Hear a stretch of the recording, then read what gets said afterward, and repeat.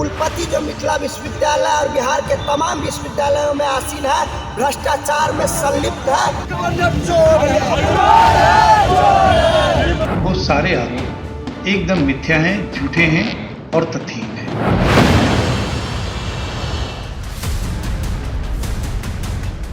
तो जिन विश्वविद्यालयों में देश का भविष्य तैयार होता है, बिहार में वही विश्वविद्यालय भ्रष्टाचार का अड्डा बन गए हैं।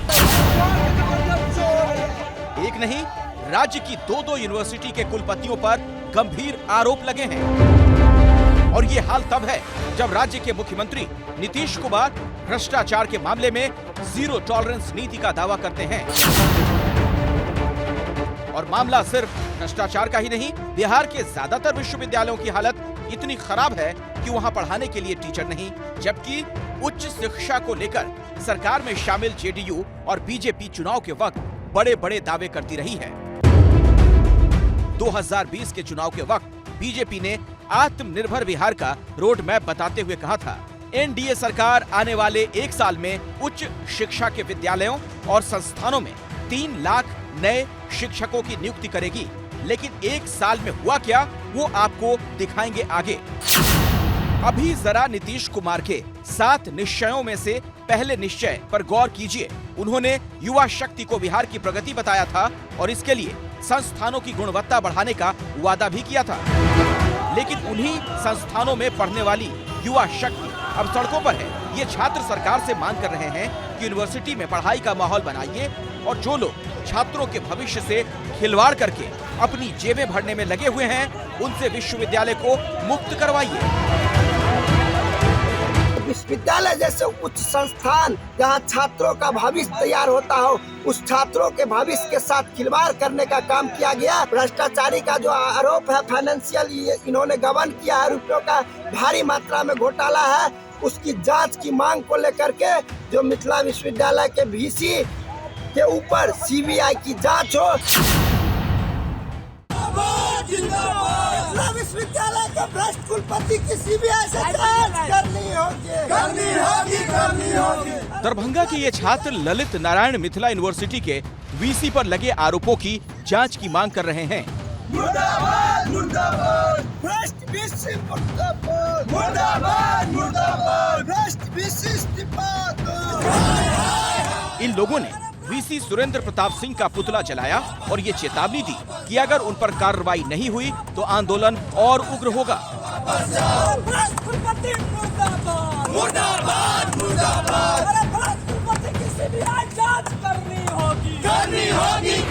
ललित नारायण मिथिला यूनिवर्सिटी के वीसी सुरेंद्र प्रताप सिंह कौन है, उन पर आरोप क्या है, यह जानने से पहले उनके बायोडाटा को आप जान लीजिए। वह 5 बड़ी विश्वविद्यालयों की जिम्मेदारी संभाल चुके हैं। पटना के पटना विश्वविद्यालय, आर्यभट्ट ज्ञान विश्वविद्यालय, मौलाना मजहरुल हक अरबी फारसी विश्वविद्यालय और पाटलिपुत्र विश्वविद्यालय के साथ साथ दरभंगा के ललित नारायण मिथिला यूनिवर्सिटी के वीसी रह चुके हैं। उन पर जो आरोप है वो तो हम बताएंगे, लेकिन वो लखनऊ यूनिवर्सिटी के भी कुलपति रहे हैं और वो जहां भी रहे हैं उनका विवाद से पुराना नाता रहा है। सुरेंद्र प्रताप सिंह पर लगा सबसे ताजा आरोप पटना के मौलाना मजहरुल हक अरबी फारसी विश्वविद्यालय से जुड़ा है और ये आरोप लगाने वाले हैं इस यूनिवर्सिटी के मौजूदा VC professor Mohammad Kuddus. Professor Kuddus ने बिहार के मुख्यमंत्री नीतीश कुमार को चिट्ठी लिखी है, जिसमें अपने पहले एक्टिंग वीसी के तौर पर यूनिवर्सिटी की कमान संभाल रहे सुरेंद्र प्रताप सिंह पर आउटसोर्सिंग और आंसर शीट्स की खरीदारी के नाम पर घोटाला करने का गंभीर आरोप लगाया है।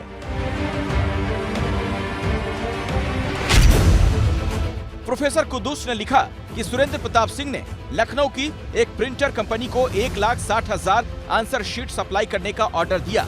आरोप ये कि जो कॉपियां 7 रुपए प्रति कॉपी की दर से छपती थीं, उनके लिए 16 रुपए प्रति कॉपी का टेंडर दिया गया और जब उनकी तरफ से इसके भुगतान पर रोक लगाई गई तो अतुल नाम का एक आदमी राजभवन के नाम पर दबाव बनाने लगा। अतुल श्रीवास्तव नाम का, जिसने कहा कि मैं राजभवन से बोल रहा हूँ, जिसका टेलीफोन नंबर भी मैंने अपनी चिट्ठी में डाल रखा था। तो वो कह के उन्होंने कि मैं राजभवन से बोल रहा हूँ, इसलिए आप उसको बीके ट्रेडर्स की फाइल को आप डिस्पोज कर दीजिए। और 28 लाख का बिल उसने दिया था जो पेमेंट हुआ। तो इस तरह के दबाव में कोई कुलपति काम नहीं कर सकेगा बिहार में। प्रोफेसर कुद्दूस के मुताबिक सुरेंद्र प्रताप सिंह के समय यूनिवर्सिटी में आउटसोर्सिंग के जरिए कर्मचारी रखने में गड़बड़ी की गई। 45 कर्मचारियों की जगह 80 कर्मचारियों का भुगतान कराया गया। 7 रुपए की कॉपी 16 रुपए का रेट लगाकर पैसे कमाए गए। प्रोफेसर कुद्दूस के मुताबिक विश्वविद्यालयों में लूट का खेल चल रहा है और इस खेल के पीछे एक बड़ा गिरोह सक्रिय है। उन्होंने यहाँ तक कहा कि इसी वजह से उनका नियुक्ति पत्र आने के बाद भी उन्हें पदभार नहीं लेने दिया गया। वहीं मिथिला यूनिवर्सिटी के वीसी सुरेंद्र प्रताप सिंह अपने ऊपर लगे सभी आरोपों को गलत बता रहे हैं और आरोप लगाने वालों के खिलाफ कोर्ट में जाने की बात कह रहे हैं। वो सारे आरोप एकदम मिथ्या हैं, झूठे हैं और तथ्यहीन हैं। उन्हें लगा कि ये गलत टेंडर हुआ या प्रक्रिया गलत है, जो भी है, जबकि प्रक्रिया सही हुई है, लगा गलत है तो उन्हें कैंसिल करके अपने ढंग से इस प्रक्रिया को शुरू करना था। हैरानी इस बात पर है कि जो वाइस चांसलर भ्रष्टाचार के आरोपों से घिरा हुआ है, उसे राज्यपाल और सभी विश्वविद्यालयों के चांसलर ने बेस्ट वीसी के अवार्ड से सम्मानित किया। भ्रष्टाचार के इस मामले के सामने आने के बाद से छात्र संगठन आरोपी वीसी पर कार्रवाई की मांग कर रहे हैं। मुख्यमंत्री नीतीश कुमार के सरकार की सबसे बड़ी नीति होती है कि भ्रष्टाचार के मामले में जीरो टॉलरेंस की, और उसी के अनुरूप जो कुलपति ने मुख्यमंत्री को पत्र लिखा, मुख्यमंत्री ने उसको कुलाधिपति महोदय जो महामहिम राज्यपाल होते हैं उनके यहाँ जांच के लिए भेज दिया है। वहीं बिहार की ही मगध यूनिवर्सिटी के कुलपति राजेंद्र प्रसाद पर आय से अधिक संपत्ति का मामला सामने आया है। ये तस्वीरें गोरखपुर की हैं, जहां बिहार विशेष निगरानी यूनिट की टीम उनके घर पर छापेमारी के लिए पहुंची। तलाशी के दौरान यहां से 70 लाख रुपए नकद, 15 लाख के गहने और 5 लाख रुपए की विदेशी मुद्रा बरामद की गई। इसके अलावा कई जरूरी दस्तावेज भी बरामद किए गए। उन पर मगध और कुंवर सिंह विश्वविद्यालय के कुलपति पद पर रहते हुए सामान खरीदी और नियुक्ति के मद में 30 करोड़ रुपए की सरकारी राशि के दुरुपयोग का आरोप है। इसके बावजूद उन्हें अभी तक पद से हटाया नहीं गया। सरकार का कहना है कि इस पर कोई भी फैसला राज्यपाल की सहमति से ही होगा। जहाँ तक उनके हटाने या रखने की बात है, तो अभी तो वो छुट्टी पे गए हैं और ये चूंकि कुलाधिपति महोदय के कार्यक्षेत्र में आता है और हम उम्मीद करते हैं कि वो भी चीजों के और स्पष्ट हो जाने की प्रतीक्षा में है। सवाल है, क्या भ्रष्टाचार के आरोपों में घिरे इन कुलपतियों को बचाया जा रहा है? और अगर ऐसा है तो इन्हें संरक्षण कौन दे रहा है? इस बीच बिहार के राज्यपाल फागू चौहान को पीएमओ में तलब किया गया। चर्चाओं के मुताबिक इसकी वजह कुलपति पर लग रहे भ्रष्टाचार के आरोप ही हैं, लेकिन राज्यपाल खुद इस बारे में कुछ भी कहने से बचते रहे।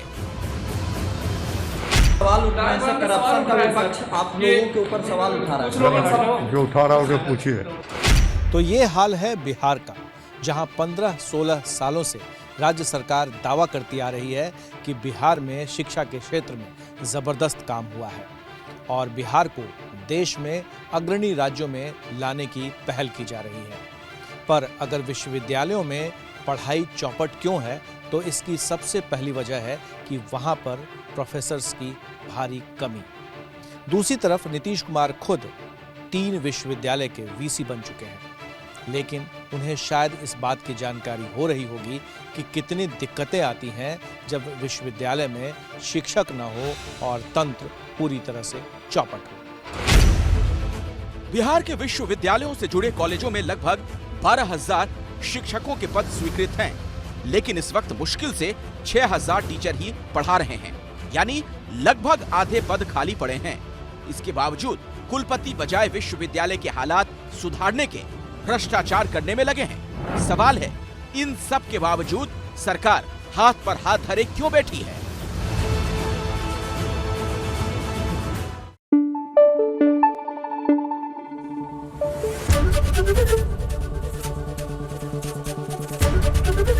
एबीपी न्यूज आपको रखे आगे।